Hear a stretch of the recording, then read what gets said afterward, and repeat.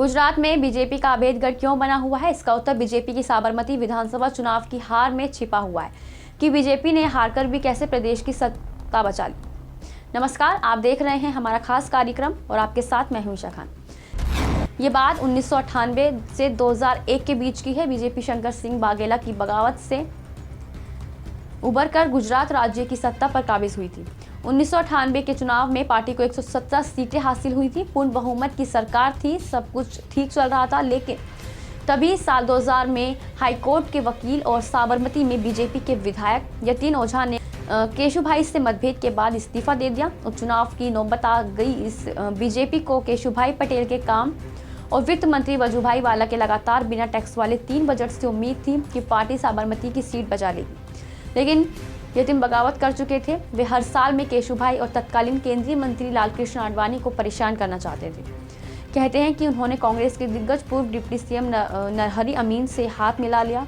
अमीन 1990 में जनता दल की टिकट पर जीते थे। इसके बाद उप मुख्यमंत्री बने और सितंबर 2001 में उपचुनाव का दंगल सजा तो बीजेपी ने बाबूभाई जमनाभाई दास की मैदान में उतारा।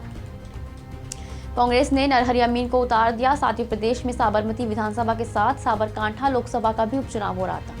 पूर्व मुख्यमंत्री अमर सिंह चौधरी की पत्नी निशा चौधरी का निधन होने से ये सीट खाली हुई थी। सत्ता पर काबिज बीजेपी दोनों सीट पर हार गई। साबरकांठा सीट कांग्रेस ने बचा ली। मधुसूदन मिस्त्री जीते और इन दोनों हार से बीजेपी बुरी तरह से हिल गई। साबरमती ने जोर का झटका दिया था तो साबरकांठा ने नतीजे से सहमा दिया, क्योंकि पार्टी वहां भी जीत की उम्मीद कर रही थी। कहते हैं कि केशुभाई पटेल की विदाई में ये उपचुनाव आखिरी कील साबित हो। ऐसा भी कहा जाता है कि यतीन ओझा भी बगावत बीजेपी को भारी पड़ी थी। केशुभाई पटेल और तब के संगठन मंत्री संजय जोशी ओझा के दांव में उलझ गए।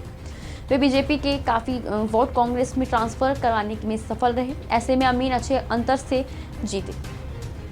प्रधानमंत्री अटल बिहारी वाजपेयी को आखिर में नेतृत्व परिवर्तन के लिए विवश होना पड़ा और उन्होंने राज्य में संभावित खतरे को भांपकर बड़ा फैसला ले लिया। केशुभाई पटेल की विदाई हुई, फिर नरेंद्र मोदी की ताजपोशी। इसके बाद गुजरात बीजेपी का गढ़ बनता चला गया। 2001 में दोनों उपचुनाव बेहद अहम थे। संयोग से केशुभाई इसमें पास नहीं हो पाए। तब उनकी सरकार कई मोर्चों पर घिरी हुई थी। इसमें भुज का भूकंप, राज्य के कुछ इलाकों में सूखा और साइक्लोन से जुड़े मुद्दे थे। ऐसे में जब दोनों सीटों पर हार हुई तो केंद्रीय नेतृत्व हाल को राज्य में परिवर्तन करने के लिए विवश होना पड़ा। गुजरात में नरेंद्र मोदी की वापसी हुई। वे चुनाव नतीजों के ठीक बाद 7 अक्टूबर को मुख्यमंत्री बने।